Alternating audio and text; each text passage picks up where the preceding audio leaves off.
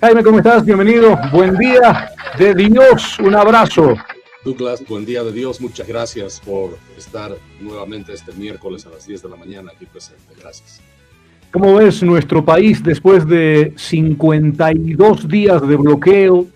Varias muertes, tengo entendido 22 muertes, una pérdida millonaria económicamente hablando y un estado de excepción que hasta el momento no le da al país los resultados que quisiéramos. ¿Qué quisiéramos? Detenidos, gente que pague por todo lo que ha sucedido, más allá de amnistías, convenios, contratos, charlas, negocios, qué sé yo, gente que pague por todo lo que ha sucedido.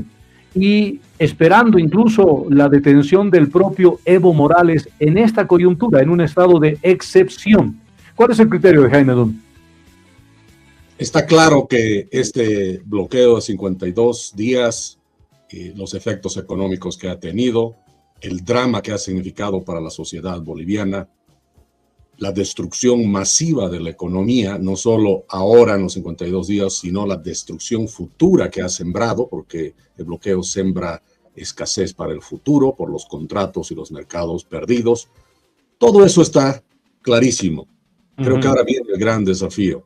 ¿Y qué vamos a hacer ahora con esto? ¿Será un bloqueo más que queda en la historia del país, como el bloqueo más, el bloqueo adicional a la historia de bloqueos, a la lista de bloqueos importantes? ¿Irá a la historia como el bloqueo más grande, más perjudicial de la historia de Bolivia? ¿O qué vamos a hacer al respecto? Ahora, el título, El bloqueador bloqueado, me gustó mucho, porque es un título, Douglas, potente, y expresa esa paradoja, ¿no?, de quienes durante años bloquearon al país como método de presión, han terminado también bloqueados por su propio fracaso. Y no solo tienen que terminar bloqueados, tienen que terminar en la cárcel. A ver, el bloqueador, ¿cómo ha quedado bloqueado? Creo yo. A ver, primero, ha sido bloqueado por el cansancio de la gente, de su propia gente. Ha sido bloqueado por el repudio de todos los ciudadanos de bien. Ha sido bloqueado por la realidad económica.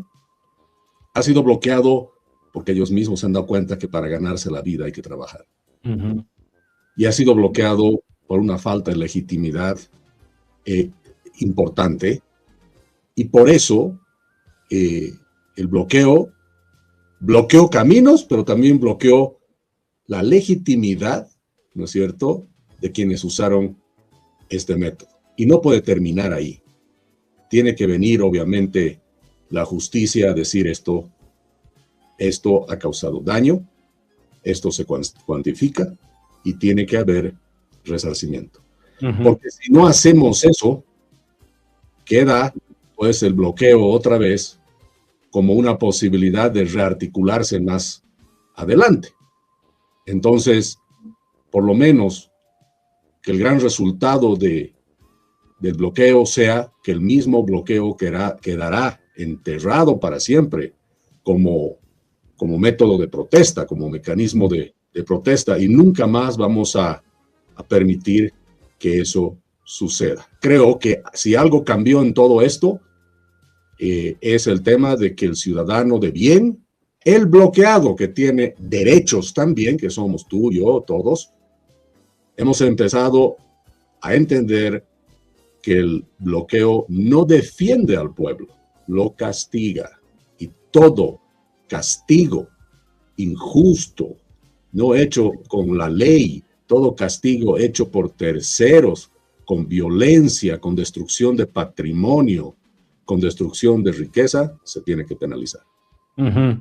Es un momento coyuntural, ¿no? Contamos con el apoyo de más de una decena de gobiernos, de países, más el apoyo de la propia OEA y los Estados Unidos, que han puesto un criterio muy claro sobre este perjuicio que hemos tenido los bolivianos por más de 52 días de bloqueo.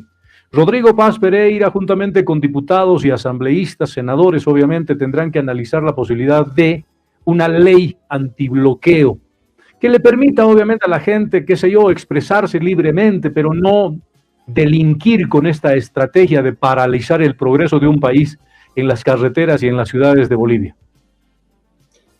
Mira, Douglas, aunque parezca contradictorio, yo digo mucho cuidado con la ley antibloqueo, porque hasta donde entiendo la ley y la Constitución, hermano, no necesitas nada. Lo que pasa es que nuestro país ha heredado otra mala costumbre del masismo: sacar leyes que repiten exactamente lo mismo que dicen otras leyes. Es más, si tú hablas con expertos, especialmente expertos legales, constitucionalistas, y que conocen las normas de las fuerzas del orden del país, los decretos y las leyes que rigen sus estructuras y su comportamiento y su actuar, te dicen que la misma ley de excepción no es necesaria, que ha repetido todo lo que ya se dice en todos lados.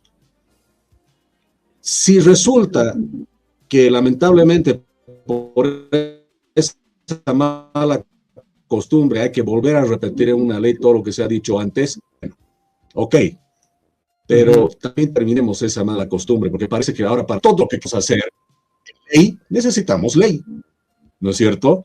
Y eso significa tiempo, eso significa más recursos, y eso significa que seguimos desamparados. Lo único que falta es que aparezca la ley diciendo de que realmente cuando estás frente a un semáforo rojo tienes que parar, porque la gente no para. O sea, ya está. Lo que le falta a este país es cumplir la ley, no seguir haciendo leyes por todos lados. Y cuando ven la ley 14.590, ¿saben por qué tiene ese número? Porque hay 14.590 leyes. Bueno, no sé cuántas habrá, pero ¿no es cierto? Y todas reglamentan una sola ley madre, que es la Constitución. Entonces, creo que ya es momento de hacer cumplir la ley. Y lo que pasa, que se ha llegado a tal punto en la inseguridad jurídica del país, que las leyes básicamente quieren que se hagan para personas específicas, ¿no es cierto? Házmelo a mí para que me proteja a mí, aunque proteja a todos los ciudadanos. Sí, pero no dice a mí, ¿no es cierto? Eso es lo que pasa, ¿no? Es igual que el maldito poder, ¿no es cierto? Lo llamo así, que cuando das a un apoderado para que haga algo y se pone para que haga todos los trámites necesarios. Ah, no, pero aquí no dice trámite con la empresa de luz. Pero aquí dice trámites necesarios. No, tiene que decir de luz. Tiene que decir. No falta. Entonces, eso es lo que nos está pasando en el tema de las leyes, ¿no? Entonces, la ley del bloqueo sí va a tener que decir el camino también. Oruro, La Paz, tal lugar. O sea, básicamente, bueno, simplemente poniendo como ejemplo, no necesariamente que va a ser así.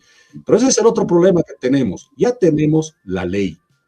Hay países que tienen constituciones de menos de una docena de artículos y funcionan. Claro. Pero ¿qué pensamos de la ley, Jaime, como una justicia subordinada a los intereses políticos? Imagínate, por ejemplo, ver al fiscal en una reunión en la que la Central Obrera Boliviana lo ponen hasta como que garante de los acuerdos con los que va a llegar con el gobierno. Lo que ha sucedido con el fiscal es realmente vergonzoso. O sea, ¿cómo cumplir la ley si los servidores se subordinan a intereses como los de la Central Obrera Boliviana o el gobierno político o el político que está en gobierno? Pero claro, pues, otra vez, ¿no es cierto? Como la ley, yo no creo en la ley, no creo en la Constitución, yo quiero que se haga algo especial, ¿no es cierto? Yo quiero que venga el fiscal a ser el garante. Por Dios, eso no está en el rol de ningún fiscal. La ley, la norma dice que el fiscal tiene su función: investigar, tener las pruebas, hacer las acusaciones, dirimir entre pruebas que existen y pruebas que no. Pero no puedes, pues, ponerlo para garantizar algo. Otra vez, ¿entiendes? Se está cambiando la forma en que se hacen las cosas. Más aún cuando básicamente tienes la ley que está hecha para proteger, eso es lo peor de todo, para proteger a los bloqueadores, para garantizar ¿qué? ¿Qué quiere garantizar? ¿O qué quiere la COP que se garantice? La impunidad. ¿Y cómo se puede prestar una autoridad de Estado, ¿no es cierto?, a semejante cosa?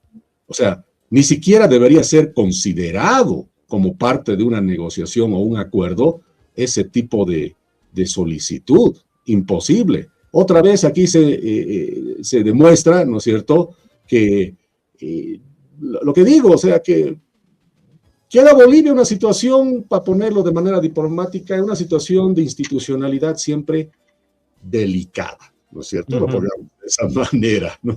Entonces, cada vez que el bloqueo gana, que ha quedado claro, Bolivia pierde, la justicia pierde, y ¿sabes qué es lo peor de todo? Si se bloquea si bloquear premia, si bloquear tiene resultados, si bloquear te da impunidad, si bloqueando puedes tener al fiscal general garantizándote a ti lo que quieres, hermano, la próxima crisis ya está incubada. Y la estrategia siempre va a ser la misma. Exactamente. Más allá de dado la semilla para la próxima crisis. Claro. Y esto es, hermano, como transgénicos, viejo. La que siembres ahora, porque es una semilla transgénica de crisis, que ya viene con impunidad, con fiscalía de tu lado, con gobierno que le puedes torcer el brazo. Oye, la próxima crisis, así como los transgénicos, esa plantita ya no necesita ni agua ni tierra para crecer. Igual, se fortalece la estrategia. Va a venir protegido, ¿no? Entonces, eso es lo que preocupa. Jaime, acabas de tocar un tema que me va a tomar otra charla, porque si no se sanciona ahora el resultado de estas movilizaciones, las muertes, las quiebras de empresas, las pérdidas millonarias en el transporte pesado y todo lo demás, si no hay culpables, esta estrategia del bloqueo se va a fortalecer, va a mutar algo mucho más fuerte, porque se está sentando jurisprudencia, ¿no? Primero, no has multado, no has sancionado, no ha habido nada antes de este bloqueo, ¿no? Entonces, como no ha habido sanción antes, tampoco tiene que haber ahora. Y ahora también tiene que estar el fiscal general protegiéndome a mí, para garantizar que entre el gobierno y nosotros, los bloqueadores futuros, también lleguemos al mismo acuerdo. Puede fortalecerse. El país está pidiendo sanciones. Sin embargo, el gobierno no está ejecutando estas sanciones. Los cruceños, representados por el Comité Pro Santa Cruz, están pidiendo sanción a los bloqueadores. La población está a la espera de todo esto. Sin embargo, yo noto a un Rodrigo Paz muy en paz, hermano mío, incluso con este tema de que Evo Morales ha levantado los bloqueos en el trópico de Cochabamba, una especie de cuarto intermedio. Sospecho yo de que ya se está analizando en el gabinete ministerial, juntamente con Rodrigo Paz, la posibilidad de levantar el estado de excepción sin detener a Evo Morales, que sería caótico. Digo yo, esta es la oportunidad de detener a Morales. ¿Cuál es tu criterio, Jaime Dun? No, por supuesto, y hago un paréntesis, el estado de excepción tiene que continuar, por supuesto, hasta que se cumplan todos los objetivos institucionales, se cumpla la ley y los objetivos de liberar a Bolivia de toda esta lacra que es el bloqueo y quienes lo fomentan, y se haga pagar, se haga resarcir, por supuesto, por el tema del daño que se ha cometido. Eso es indudable. Ahora, es más, y capaz me desvío un poco en el tema, el estado de excepción hay que verlo también como un tema preventivo, no reactivo. Cuando tú tienes 1 o 2 bloqueos y tus servicios de inteligencia te dicen que eso va a crecer, ahí actúas, no esperas que tengas 90 bloqueos. Porque tú necesitas tener la paz social y la economía funcionando, especialmente cuando estás en un periodo de crisis, ¿no es cierto? Entonces, eso es importantísimo.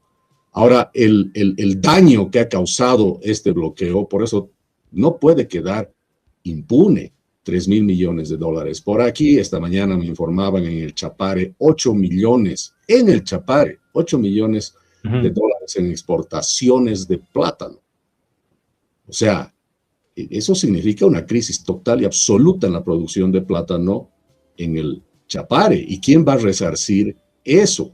El bloqueo, y además como yo digo, o sea, no golpea a Rodrigo Paz, no golpea a los ministros, golpea al boliviano que vive del día a día, y ese daño a la producción, ese daño que causa de aquí en adelante, porque repito, no porque se han levantado los bloqueos todo vuelve a la normalidad, el daño a la salud, el daño a la vida, el daño a la confianza y al riesgo país, va a tomar en algunos casos décadas en volver a donde estábamos. Entonces, aquí viene el punto central. Si hubo daño, debe haber responsabilidad, Gatito. No, debe haber. Y bueno, en el mismo pliego de la COP, punto 5, dice que el gobierno tiene que resarcir por el combustible defectuoso. Totalmente. Claro. ¿Correcto? Pero entonces el principio de resarcimiento debe aplicarse a todos. Y el gobierno debió haber dicho a la COP, aceptado, pero tú también resarces por el daño que le has causado. Obvio. ¿No? Porque ahora resulta que el gobierno se ha puesto en una situación tan compleja que ha firmado un acuerdo donde solo el Estado va a responder por los daños que se ha causado, ¿no es cierto? Pero no dice nada de los daños que ha causado la COP. Entonces, repito, si el gobierno que tiene que, por supuesto, debe responder por combustible malo, por el hecho de que eso está en el convenio por la COP, los bloqueadores deben responder por los daños del bloqueo. La ley debe aplicarse a todos. El Estado que falla debe pagar. El funcionario que abusa debe pagar y el bloqueador que causó daño también debe pagar. Por eso, ahora en adelante, es una regresiva para que quede claro qué vamos a hacer los ciudadanos de bien y qué va a pasar de aquí adelante. O esto va a ser un bloqueo más en la historia de Bolivia, o va a ser el clavo final al ataúd del bloqueo que lo vamos a enterrar para siempre. Esperemos que así sea. Y si no, por lo menos creo yo que los bloqueadores tienen que ser bloqueados por la ciudadanía. ¿Qué quiero decirte con esto? Bloquearle el camino a Evo Morales de volver al camino de la política. Bloquearle el camino de las aspiraciones políticas del vicepresidente buscando tener una presidencia a futuro. Bloquearle el camino a la Central Obrera Boliviana porque se ha demostrado que no es un ente que represente a los trabajadores, sino es un empleado de un caprichoso político que prefiere incendiar Bolivia antes de verla progresar en manos de cualquier otro. Y con ellos los cómplices, Nilton Condori, la Federación Única de Trabajadores Campesinos de Bolivia, la Tupac Katari y demás.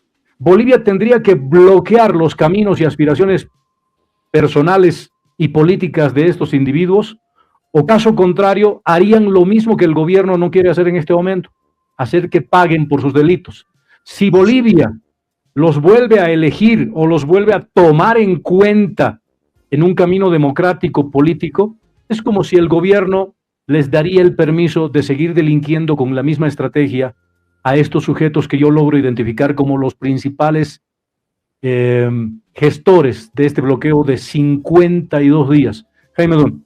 Por supuesto, y que quede claro, aquí ha habido también una batalla moral y el bloqueador ha perdido esa batalla. Y si alguien triunfó moralmente en esta crisis, hemos sido nosotros, los bloqueados. El ciudadano que no chantajeó, que no cerró caminos, que se aguantó, el ciudadano o los ciudadanos que murieron, que nunca hemos tomado el país como rehén y así hemos pagado el costo y estamos pagando el costo de la crisis. Ese bloqueador que quiso hablar y siempre se atribuye a la palabra de la gente, del pueblo, ha terminado afectando al pueblo. Dijo que estaba haciendo todo esto, ¿no?, para defender a los trabajadores. ¿Y cómo defiende a los trabajadores impidiendo trabajar? Dijo que quiso defender al pobre, pero le ha encarecido la comida, hermano, el pollo, el pan, todo a los pobres. Entonces, si alguien triunfó moralmente, fuimos los bloqueados, los ciudadanos que hemos aguantado sin destruir al país y sin dañar a nadie.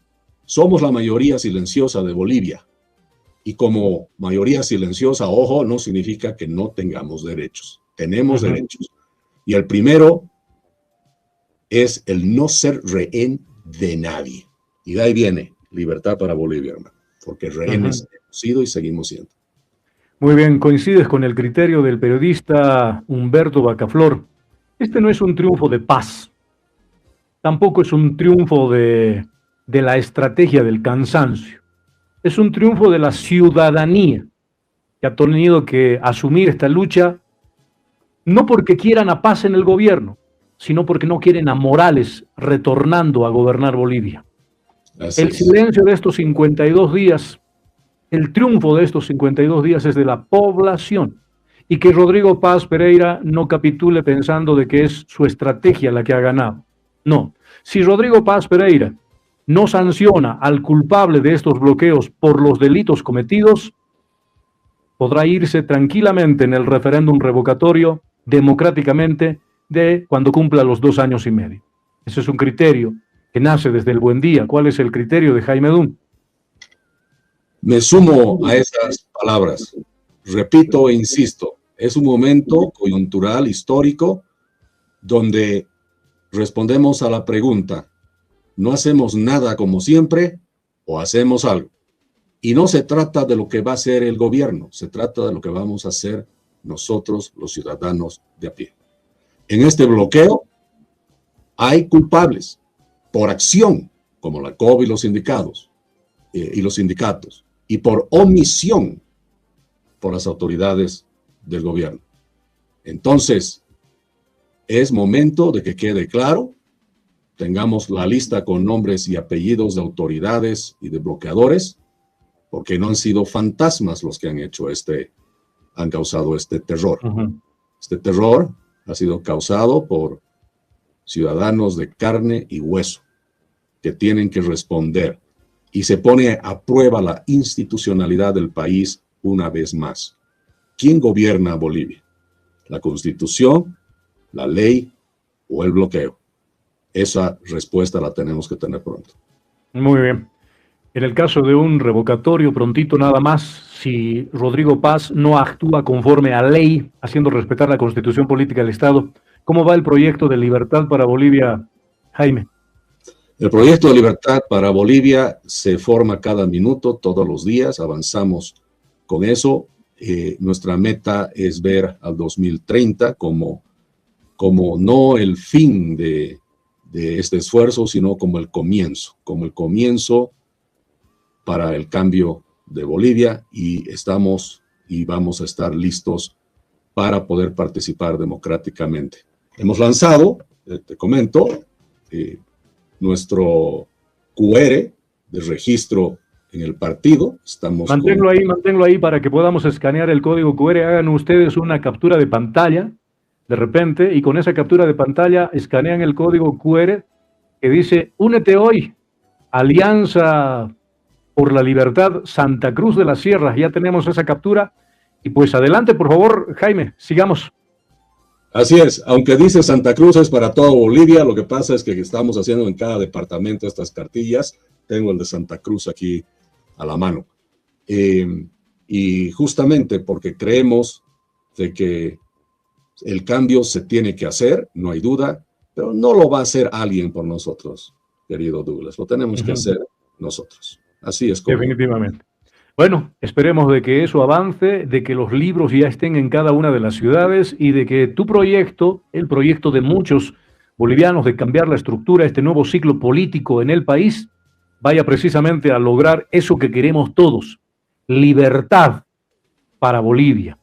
Un abrazo, Jaime, gracias por tu presencia acá en el programa. Nos vemos el próximo día miércoles. Así será, Dios mediante. Buenos días. Gracias por todo.